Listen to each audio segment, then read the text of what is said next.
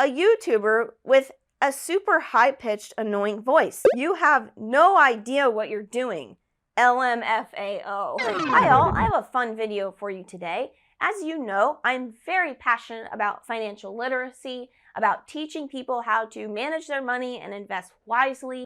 I do my best to put out good content that you all find useful, but every once in a while, some people are unhappy with me. Figured today I would read some of the not so kind comments that I've gotten and respond to them. Just because I'm a CFP, I think I know a lot from my one-bedroom apartment with my useless designation. This thing. First of all, let's set the record straight. I live in a 2-bedroom, 2.5-bath apartment, and I have floor-to-ceiling windows with a view. So look, I don't know what shot you're taking by telling me, oh, I live in a 1-bedroom apartment. And even if I did live in a 1-bedroom apartment, I don't care. Like, I'm saving money. So look, the money that I actually save by renting an apartment in my area that I live in, I take that money and I invest it because it's actually cheaper to rent than to buy a home where I live. So whatevs. The CFP designation, the Certified Financial Planner designation, is actually one of the most useful designations out there. And why is the CFP the most useful designation? Because it covers everything. We learn about things like how to actually calculate taxes. I can calculate self-employment taxes. That's pretty darn useful for a business owner. I can actually look at a 1040 form, a 1040 tax form, and I can actually understand it, actually know what's going on here. I can calculate taxes and strategize based on those calculations and prepare and determine how I'm gonna allocate funds to things like retirement and so on and so forth. So that's pretty darn useful. I learned how to properly structure businesses. I learned how to create a portfolio that is based on different types of risk tolerance. There are so many things that you learn with a Certified Financial Planner designation. I could be here all day. I could literally, read through all of the different useful things. There's so many landmines in finance that you don't even realize exist. Look, you obviously don't know what actually goes into a Certified Financial Planner designation. It's very difficult. You learn a lot, and it's very, very useful, and it's helped me build a lot of wealth. Eyebrows are seriously lopsided. Can't concentrate. Okay, I actually know that my eyebrows are lopsided. One of my eyebrows is, I shouldn't even say this because now it's all you're gonna look at, but whatever, there's nothing I can do about it. This is my anatomy, so sorry. I can't believe financial planners still even call themselves that. They're the reason Americans went broke and have no retirement. Nobody has any respect for you anymore, so don't make videos. Okay, well, there's a lot to unpack here. So look, there are a lot of people that are upset with the term financial planner or financial advisor.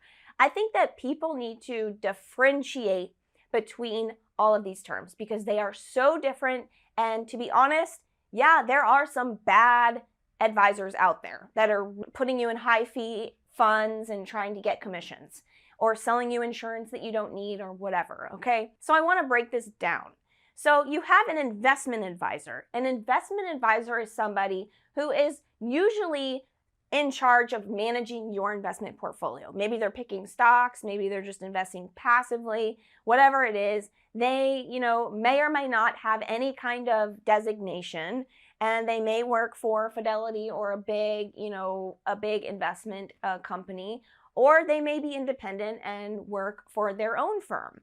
Okay, but an investment advisor is typically going to be somebody who is really focused on your investments. Not necessarily. They may do other things too. A financial planner is somebody who is looking at your entire financial picture. They don't care only about your investments. In fact, that's really a small piece of the puzzle. A financial planner is looking at literally everything from cash flow planning to your insurance, how your insurance is set up, to how your estate planning is, if you have beneficiaries set or you need trusts set up, things like that. They're looking at your retirement plan. Are you investing enough money? They're looking at your tax situation. They're actually helping you strategize taxes. They're also, obviously, taking care of your investments as well. So a financial planner does a lot of crap.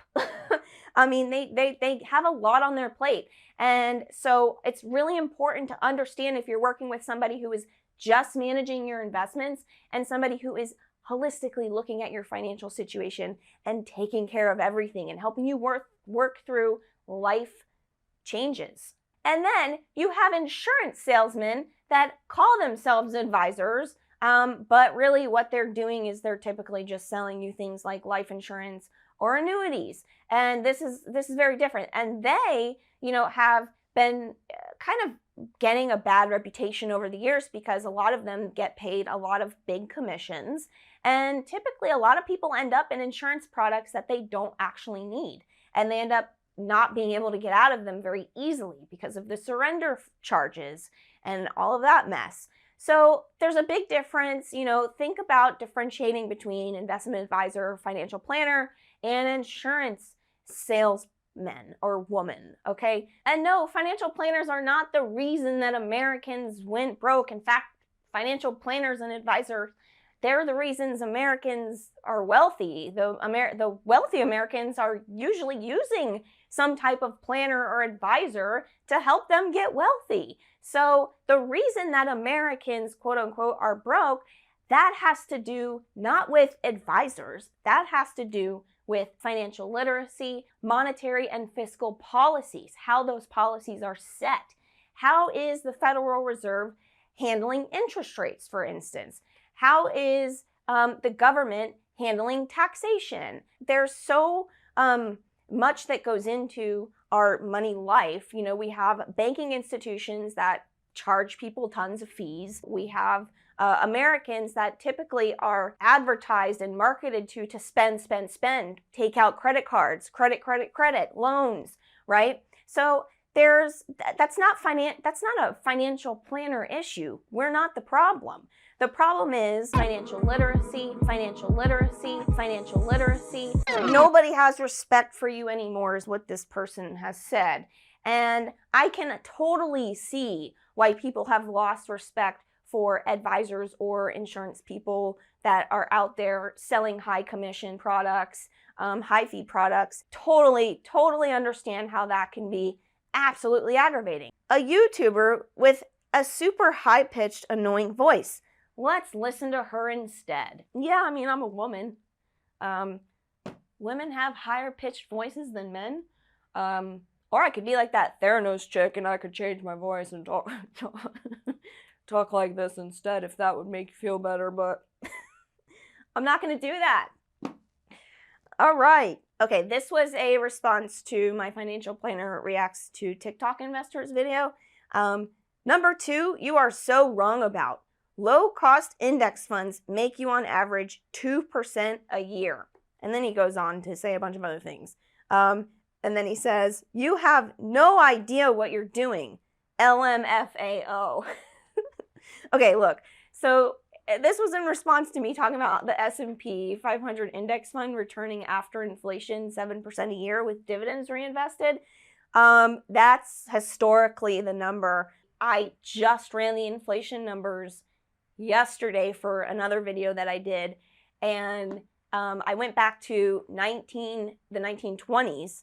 The average inflation rate was around 3% over all of those years, okay? So I also took the annualized return of the S&P 500, which with dividends reinvested, it's actually a little over 10%, but let's just call it a flat 10%. So 10% return, on average over time, minus the 3% inflation, because that's like a cost, equals 7%. So the return after inflation is already accounted for is 7% on average when you look back, historically. So I don't know why this person thinks I'm so wrong. The data, it's the data. It's literally the data. They're saying low-cost index funds make you on average 2% a year, but First of all, I don't know what index fund he's referring to. There's a billion indexes, right? Are you talking about the S&P 500 index fund, the Russell 2000?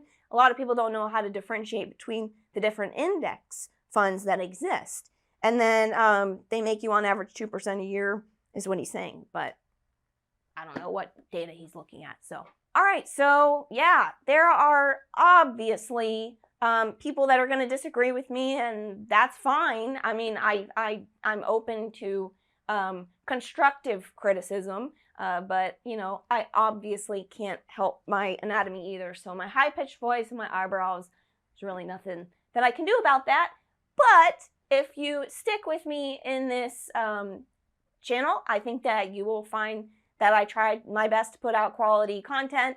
I want to educate as many people as I can, because I think that this stuff is so important and they don't teach it to us in school. I want to help you build more wealth. So thanks for sticking with me. To anybody that, you know, says anything mean, you can go to another channel. There's nothing wrong with that. All right? So I'll see you in the next video. If you found this funny, or if you'd like to see kind of more of this, hopefully there aren't that many negative comments to do this with. But if there are, let me know, and I'll keep trying to make an education segment out of it. All right, see you in the next one.